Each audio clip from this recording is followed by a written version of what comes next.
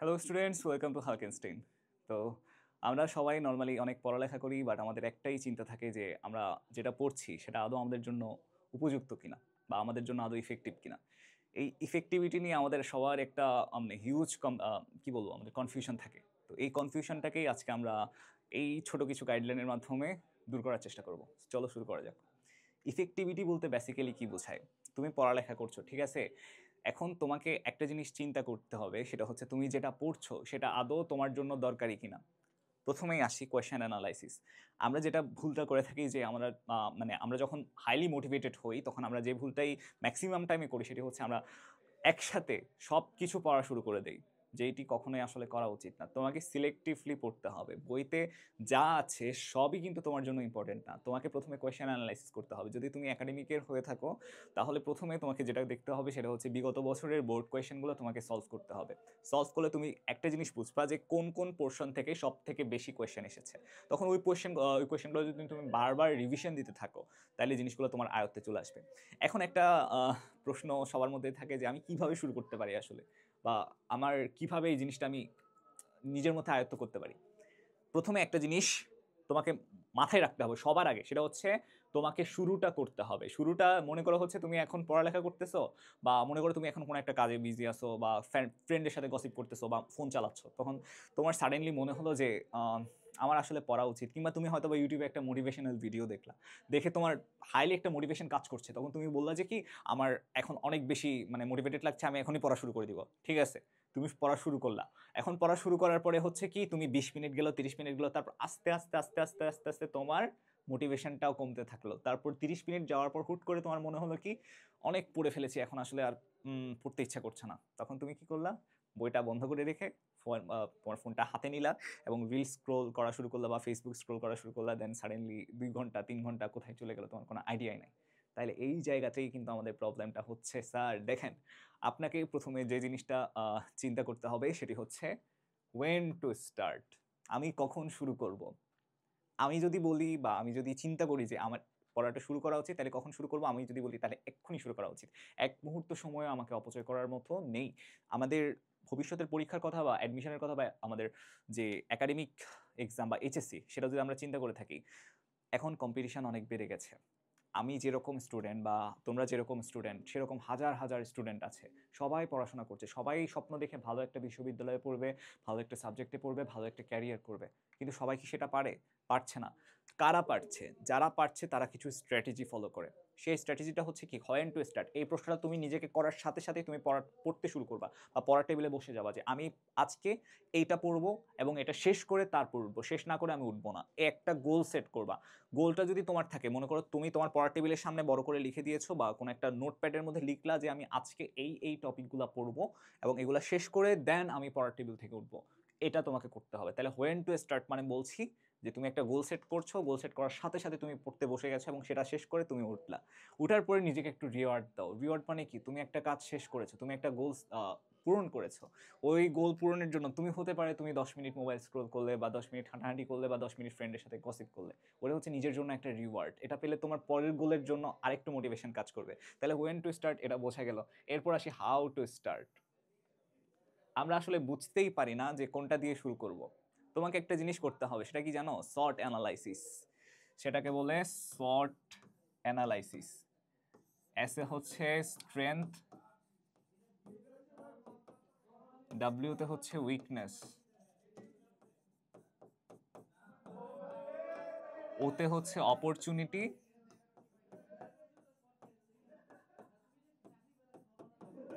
এবং টিতে হচ্ছে থ্রেটস।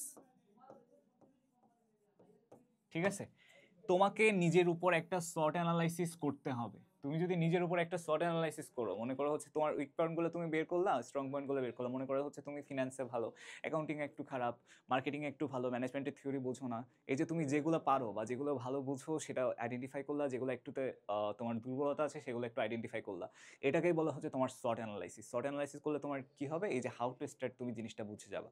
তখন তোমার যেগুলোতে হচ্ছে তোমার স্ট্রং স্ট্রেংথ পয়েন্ট, যেগুলো তুমি বেশি পারো, ওইগুলোতে হচ্ছে তোমার বেশি এফোর্ট দেওয়ার দরকার না। এগুলো তুমি এমনিই পারবা, কারণ হচ্ছে তোমার ওইখানে ওটা হচ্ছে তোমার স্ট্রং পয়েন্ট। তুমি ওইটা হালকা পড়লো বা হালকা চোখ বুলাই গেলেও তুমি জিনিসটা মনে রাখতে পারবা। কিন্তু যেগুলো তোমার উইক পয়েন্ট, যেগুলো তোমার মাথায় ঢোকে না, কনসেপ্ট ক্লিয়ার হয় না, সেখানে তোমাকে কি কি করতে হবে? আমাদের যে কোর্সগুলো আছে, সামনে একটা কোর্স লঞ্চ হতে যাচ্ছে যেটা হচ্ছে জিরো টু ঢাবিয়ান। এই কোর্সের মধ্যে আমরা তোমাদেরকে প্রত্যেকটা টপিকের উপর স্পেসিফিক গাইডলাইন ভিডিও দিব, প্লাস স্পেসিফিকভাবে ক্লাস নিব, যাতে করে তোমাদের এই কি বলবো, যদি কোনো কনসেপ্টের মধ্যে তোমাদের কোনো কনসেপ্ট ক্লিয়ার না হয়ে থাকে, তাহলে সেটি 100% ক্লিয়ার হবে, এই গ্যারান্টি আমরা দিচ্ছি। তা জিরো টু ঢাবিয়ান কোর্সটা কিন্তু তোমরা অবশ্যই চাইলে হচ্ছে নিতে পারো। নিলে যে ইফেক্টিভ বিষয়টা হবে, তুমি তোমার উইকনেসগুলো ভালো মতো ক্লিয়ার করতে পারবা। ঠিক আছে? তো হাউ টু স্টার্ট, এই জিনিসটা যদি বলি, প্রথমত তোমাকে সর্ট অ্যানালাইসিস করতে হবে, নিজের স্ট্রেংথ এবং উইকনেস পয়েন্টগুলো বের করতে হবে। তারপর হচ্ছে তোমার উইকনেসগুলো দূর করার জন্য যা যা কিছু করা দরকার, তুমি সব কিছুই করতে হবে। যেমন হচ্ছে আমি বললাম কি কি, যেমন তুমি কাজ কি কি করতে পারো, মনে করো তোমার উইকনেস দূর করার জন্য তুমি কি কি করতে পারো। আমাদের সামনে হচ্ছে আহ, তোমাদের কথা চিন্তা করে আমরা একটা কোর্স নিয়ে আসছি, সেটা হচ্ছে জিরো টু ঢাবিয়ান। ঠিক আছে? জিরো টু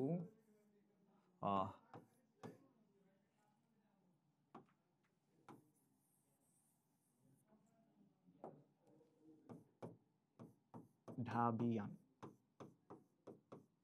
এই কোর্সের মধ্যে তোমরা স্পেসিফিক সব ধরনের গাইডলাইন পেয়ে যাবে, যে কোন টপিকের উপর তোমাকে কতটুকু জোর দিতে হবে, কিংবা তোমার উইক যদি কোনো পয়েন্ট থাকে তাহলে ওটাকেও আমরা স্পেশাল কেয়ার করছি। আমরা বলছি কি, তোমরা কোয়েশ্চেন করো আমাদেরকে, তোমাদের কোনো প্রবলেম থাকলে সেটা আমাদেরকে জানাও, আমরা তোমাদের প্রবলেম সলভ করার জন্য অলওয়েজ রেডি, এবং আমরা ডেডিকেটেডলি সেটাই চেষ্টা করে যাচ্ছি।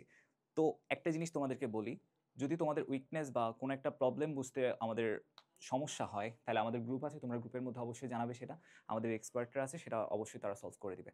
তো হাউ টু স্টার্টের মধ্যে হচ্ছে প্রথমে বললাম কি, তোমার শর্ট অ্যানালাইসিস করবা, স্ট্রেংথ এবং উইকনেসগুলো বের করবো। উইকনেসের জন্য হচ্ছে প্রথমে আমরা বলছি যে একটা কোর্স লঞ্চ করছি, ওটা আছেই, তার পাশাপাশি হচ্ছে তোমার নিজস্ব একটা চেষ্টা থাকতে হবে, নিজস্ব চেষ্টা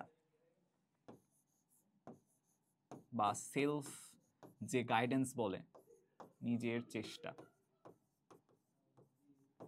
তারপর বলতে পারো হচ্ছে তোমার গ্রুপ স্টাডি, মনে করো তোমরা অনেক ফ্রেন্ড আছে। এখন বেসিক্যালি এরকম হয় কি, আমরা নর্মালি আমাদের ফ্রেন্ডদের সাথে গসিপ করি কি নিয়ে, ওই যে আমরা এখানে ঘুরতে যাবো, চল এখানে বসে আড্ডা দিই, আজকে এটা এরকম হয়েছে, এটা এরকম হয়েছে। কিন্তু তুমি যদি চিন্তা করো যে তোমার ফ্রেন্ডদের সাথে ওই টাইমটাকে তুমি আরেকটু প্রোডাক্টিভ করবা, আরেকটু প্রোডাক্টিভলি তুমি জিনিসটা চিন্তা করবা, তাহলে কি করতে পারো, তোমার ফ্রেন্ডকেও বললে যে তোর কোন কোন প্রবলেম বুঝতে একটু টাফ লাগছে, তুই আমাকে বল, আর আমার কি কি প্রবলেম বুঝতে সমস্যা হচ্ছে তুই একটু দেখ। তাহলে দেখা যাবে কি ওর প্রবলেমগুলো হয়তো তুমি পারছো, বা তোমার প্রবলেমগুলো ও পারছে। একটা গ্রুপ স্টাডির মধ্যে যদি কম্বিনেশন তৈরি হয়, তাহলে তোমাদের ওই প্রবলেমটা দেখা যাবে খুবই ইজিলি একটা সহজ সলিউশন চলে আসলো। তাহলে আমি বললাম কি, গ্রুপ স্টাডি।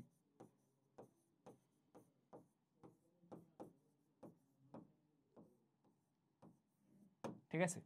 এই জিনিসগুলো তুমি আপাতত করো, দেখবা বাকি পরবর্তী যে পয়েন্ট, ওগুলো তুমি নিজে নিজেই বুঝে যাচ্ছ যে তোমার আসলে কি কি করা দরকার।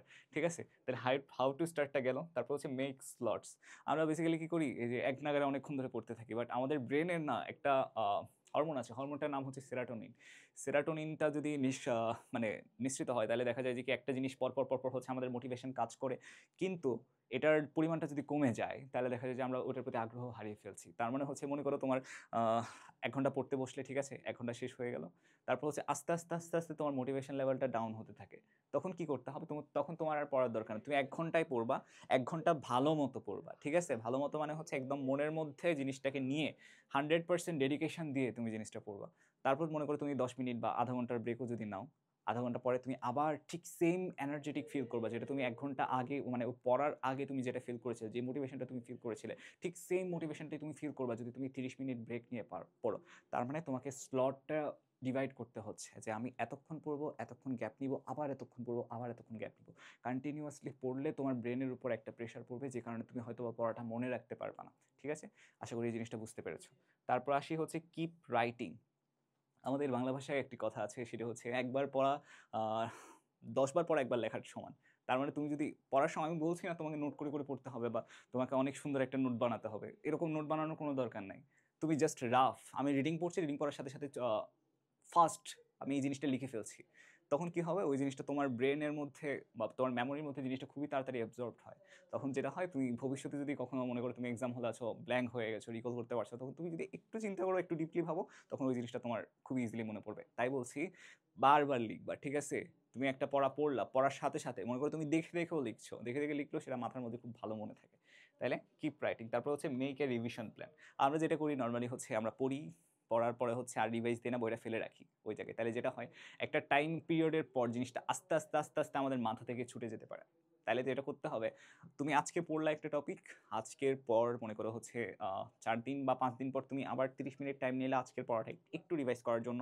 তার 7-8 দিন পর তুমি আবার টোটাল উইকের যে পড়া সেটা একটু রিভাইজ করলা, 15 দিন পর পুরোটা আরেকবার রিভাইজ করলা, 30 দিন পর একদিন নিলা যে পুরা মাসের পড়াটা একটু হালকা করে দেখবা।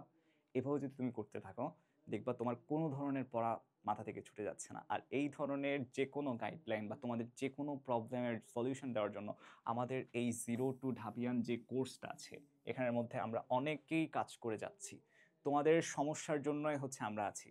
তোমরা তোমাদের প্রবলেমগুলো আমাদের সামনে নিয়ে আসবা, আমরা ডেডিকেটেডলি আমরা সবসময় চেষ্টায় আছি যে তোমাদের প্রবলেম সলভ করে যেন তোমাদের রেজাল্টটা ভালো করতে পারি, আর তোমাদেরকে ভালো একটা বিশ্ববিদ্যালয়ে চান্সের জন্য নিশ্চয়তা দিতে পারি। তো এটুকুই ছিল আমাদের আজকের guideline video. Thank you everyone.